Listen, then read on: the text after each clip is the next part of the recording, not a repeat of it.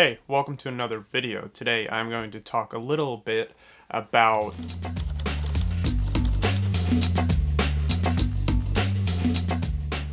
I will preface this with I do not think that therapy is bad, and I have never done therapy, but I have friends that have done it, and I think it can and is good. I also think it can and is bad. So, but the point that I'm bringing up today is how in the last 10 years, therapy has become very big, and for the right reasons, I would say, because there's been a lot of bad and hard things that have happened throughout our time as humans, and usually people just, shove it down and they move on with their lives without having to think about the consequences of that. People had to do that back in the day, and I'm not talking about 10 years ago, I'm talking about before that. They couldn't sit around and just worry about their feelings. They had to get out, they had to go hunt, they had to take care of their family, they had to get up and do something. They couldn't just sit around and be depressed. If you did that, you died. Now, even 100 years ago, it's the same thing. Like, you still have to go out to the farm. You still have to go to work. And it's just really in the last, I don't even know, 50 years maybe, where life has become so comfortable, at least in the West, that you have time to be depressed. You have time to sit around and think about your life and think about how fragile life is, think about death, think about all these things that can put you in depression, as well as the food, at least in America. The food is so bad chemically, and where we get our food and how it's made, all the processed stuff, also chemically affects your body. And it's a huge reason why people have the depression that they do today, as well as screens. Screens are a huge problem. If you're on your screen all the time, if you're eating crappy, if you're inside all day, like, you're gonna be depressed. And back in the day, you just didn't have time to do that. You don't have time to sit around and watch TV and eat crappy food. Like, it just wasn't, like, it literally wasn't possible. And so now that we are in this era of being on screens all day, eating processed food, and not being healthy, not working out, moving our bodies, we, have fallen into this mental crisis, as well as everything just being so easy, right? And so we go into this therapy era, as I am now defining it, where people are going to other people, they're paying money, and they're talking about their problems, and those people have paid a lot of money to, like, figure out how humans think and how people are depressed. And I just, saved you a year of pay to tell you why you're depressed. But besides that, if you go to a therapist and talk to them, or a counselor, coach, I'm using those terms all kind of interchangeably. Now you go and talk to them and they tell you why you have problems, and you have problems because your parents did this to you when you were younger. And now you even see on shows how people are so, like, they use certain kind of language. Like, my wife watches Love is Blind, and there's also another show she kind of watches, same sphere, and where they all use this similar, like, emotional relationship language that has become popular in the last 10 years on, like, how to talk to somebody and connect with their feelings, like, most importantly.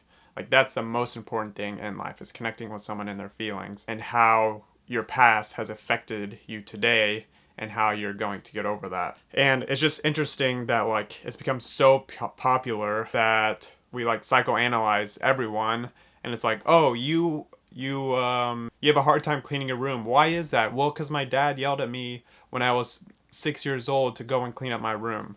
And so people are, like, analyzing everything that they do to know where those hurts come in their past. Now, I will preface again, or I will say again, that there's a time and place for that, because there are some things in my life that I also have done that, and it's been super helpful in healing and moving on. But I feel like a lot of people just live in that state of, like, everything is someone else's problem because they did this to me, and now I have to live with it forever. But that's just not, like, it's not helpful for your life. I made a video on extreme ownership.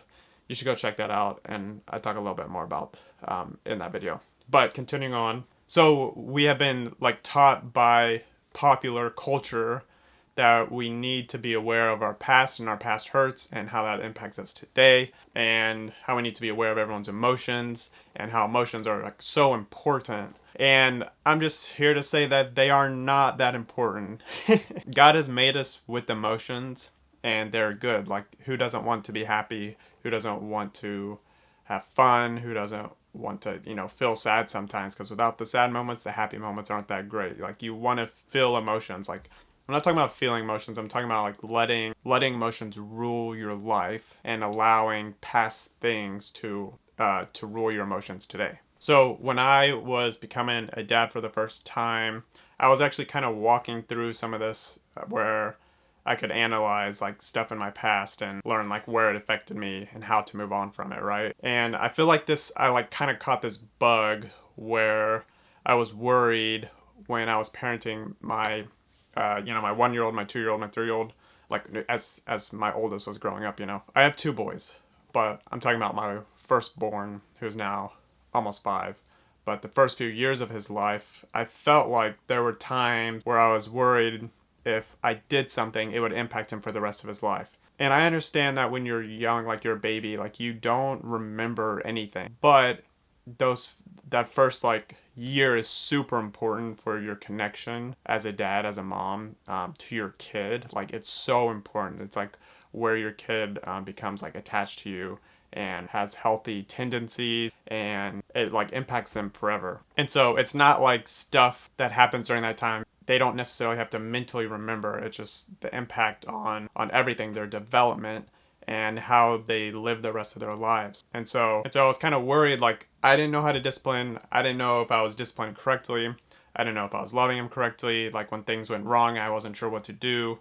On and on. I just like, if I messed up or if I yelled at him too loud, I was like, I shouldn't do that. Like, this is gonna mess him up. And I will also say that I don't think I overthought this like all the time. Like, there's just been like a few instances, and I have jumped to this conclusion where parenting and being a dad, the dad life, is not just a one-time thing. It's a day in and day out thing. It's every day for forever for your kid. And I know it looks different through the years, like it looks way different at 1 year old than 5 years old. And that's okay. And it's going to look different at 10 years old. It's going to look different at 20, 30. And I understand that. What I'm saying is that you as a dad, you're gonna mess up. You're gonna do something wrong. You're gonna yell. Maybe you spank him too hard. Maybe you ignore him too much. Maybe you, I don't know, do something weird. I don't know. I'm not talking about anything like morally corrupt. I'm just talking about like maybe you stepped over the line a little bit and you feel like you got checked in your spirit, which I have had multiple times. That's good. Like, you should listen to where God wants you to be parenting, and you should change the things that are not working. You should change the things that are not healthy, and you should grow from that, right? You are going to mess up, and that's okay. What you do with that is the most important thing, right?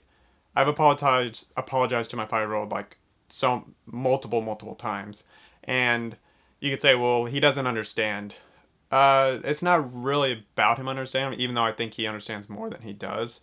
It's really about me, like, being open with him, being vulnerable with him, and being like, hey, son, you didn't deserve to be yelled at like this. I'm sorry. Or it's like, I was frustrated because you weren't listening to me. I got too frustrated. I'm sorry.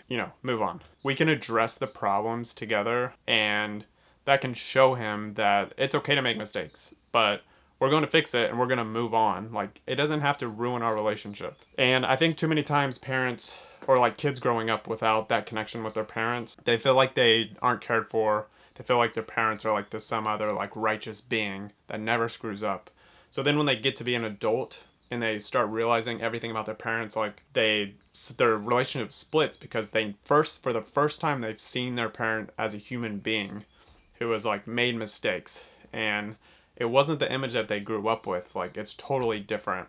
Yeah, it's just a big wake-up call for people. And, in college, I kind of had this realization, too. It's like, yeah, my parents are people. And before that, I'm like, oh, they know everything. Everything they say is correct. And that's the way that life is. But I think we have the opportunity to show our kids how we can do life that is more vulnerable, as well as being able to take those things in our past or that happened earlier and learn and grow and move on from them, because that's what humans do. We don't dwell on things, because when you dwell on things and to like your detriment, then it makes everything worse. Like, you have to pick up, you gotta move on, you gotta learn, you gotta move on. So if you're a dad and you're worried about making those mistakes, come to the realization that you will make mistakes. Fix them, apologize, model model that for your kids, for your wife.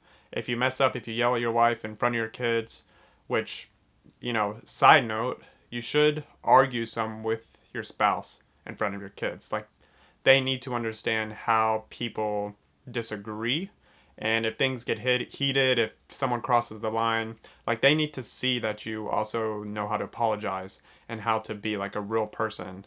And I think that's super important. Like, so many people didn't see their parents fight growing up, and so they don't know how to argue with people. Like, it's like kind of weird. Uh, and I'm not saying like be like you have to like stop your argument and then go in front of your kids and like fight or something like weird like that. I'm just saying, like, let life happen naturally, and if things get messed up, like, fix it. And your kids will see that, and they will learn how to be human, and they will learn how to go about relationships. And it's important that you know how to do that yourself before, honestly, probably before you're married. But when you get married, you learn a lot about yourself, and when you have kids, all that stuff like just escalates. And the last year of my life, I've been the angriest I've ever been before, like multiple times, and it's just been like this super stressful. And there are times where I've like been super mad, and I've had to apologize to everyone.